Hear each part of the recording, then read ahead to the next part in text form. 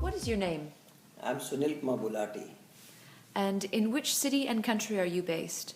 I'm based in Delhi, in India. Okay. And what organization do you work for? I work for the government, but here I have come as a researcher. I am with the management department of the Indian Institute of Technology, Delhi, where I'm a part-time researcher, Great.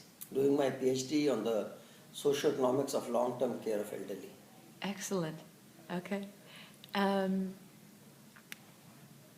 What is commonly understood as long-term care in India? Yes, you see, we do not have any solid formal long-term care in the state sector. So it's generally people provided. So what it basically means is that when somebody needs long-term care, they scout around, try to see if they can get somebody who will help them with that.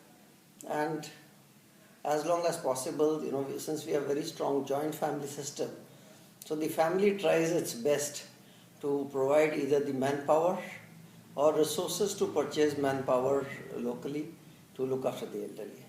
Okay. So it's hardly any state understanding of long-term care.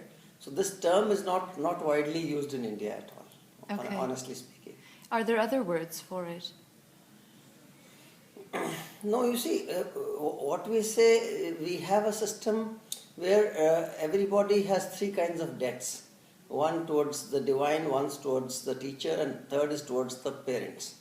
So we assume that every Indian has this debt to pay towards the parents. Okay. So nobody would even think of not paying it to the parents, not doing for the parents when they need it. Interesting. People would relocate. They would do all kinds of things, and or relocate the parents or relocate themselves and look after the parents till the end. Okay. So long-term care is largely home-based, provided by one of the family members, or if that's just not possible, then somebody from the market, we get a domestic help, and that domestic help does it. Okay. Okay. And where do you see long-term care policies or policy priorities in India going in the next 10 years? See, as of now, people have not yet even started talking about it in a real sense. There is hardly any long-term care training for caregivers, very insignificant. Okay. Maybe the whole country may be training about maybe 1,000 long-term caregivers every year. Even that may not be there. For a situation where the number of elderly is 93 million, that's a very small number of caregivers being trained, which is also by scattered individual groups, some aware organizations like in Kerala. Now Kerala is a state with a very low total fertility rate. There's a lot of diversity in the country itself. So there they have started training people for long-term care of elderly, caregivers. So the caregivers are being trained, but then the state does not provide for that caregiver to be placed in somebody's house. They are available in the market.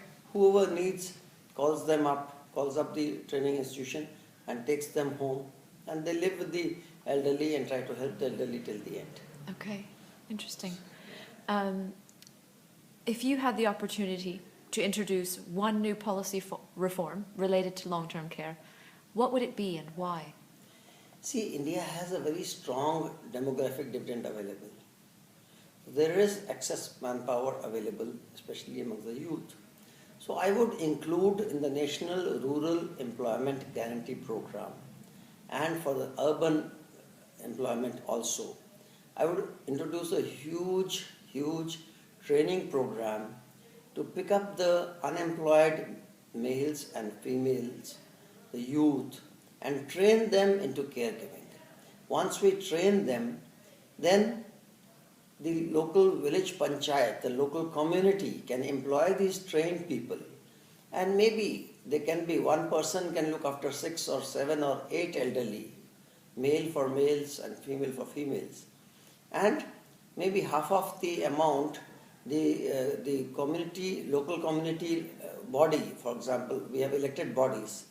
So local community body can pay to the person who is a caregiver, and half the family, the elderly persons themselves, can pay in cash or kind. So that way we can generate employment for maybe today I think 5.5 million people can easily be employed in just 1 year if we are able to train those kind of people. The numbers required is very, very large, and huge infrastructure would be required. So I would put all my efforts into training of caregivers and then motivating the local village bodies and the local urban bodies to get these people employed in the homes of elderly who need care, so that the elderly end up getting trained care rather than care from somebody who just doesn't know what to do with the old person. Okay, okay. And how likely do you think it is that this could happen? Well, we have just started talking about it. Like I'm doing my PhD on this area, and also organizing in the voluntary sector. We are trying to organize, like HelpAge is doing, and trying to organize, the awareness, generating awareness in this. But unless the state really decides to step in and fund in a very big way, the social welfare department of the state, state means the central government, should motivate, and the state governments should take it up. They should really invest a lot of money and effort into skill development. We have a national skill development program, so we are talking to the National Skill Development Authority also, whether they would like to take it up as a skill which is desperately needed, because we can really generate employment in this sector. And once we are able to generate quality employment, quality trained caregivers, maybe we can even export those caregivers to other countries, and where they can go and work for 8 years, 10 years, and then come back to the country and improve the level of skills in our own country. So it's kind of a win-win situation where we can create this category of semi-skilled kind of workers who will work as caregivers all over the world. We can supply them. It's something which can be done. It's not impossible. Great. No, it's a very inspirational idea. In your view, what do you think is the most important piece of research or policy evidence that's needed to help inform policy in India? Well, see, right now, because of the huge amount of young population, the government is obsessed with growth and creating employment opportunities for the young people itself. So elderly are not really on the radar of the government. And when they will come gradually, the numbers are going up. It's right now 8% of the population is elderly, above 60. But the numbers are large. So what I think should be done, at least some states where the total fertility rate is low, like Kerala or Tamil Nadu, such states, they should take it up on a priority basis. And once they develop models which will be workable, other states will also start picking it up. So that is very, very important, that we recognize this as an important area right away and start working on it. But I definitely feel that long-term care will always be home-based in India. Institutional care will be very, very expensive. Our country would not be able to afford it. And then we have this wonderful institution of joint family, where the elderly parents look after the grandchildren and they live with the family. So why spoil that beautiful institution which we have had for so many years by creating so many institutions where people would like to put their elderly? That's not really warranted. Yes, in some cases where the children have migrated out of the country, there may be old age homes or such institutions would be useful. But for rest of the country, it really would not be so much necessary. It would be much better to provide a caregiver in the home itself and readapt the home. That is not being done as of now at all. There is no thought being given to that also. So readapting the home so that the elderly does not fall and can live a kind of a normal life even when the person grows old. Okay, great, thank you. The next few questions will be quick fire. Okay. And what I'd like to hear is a number between 1 and 10, based on your opinion.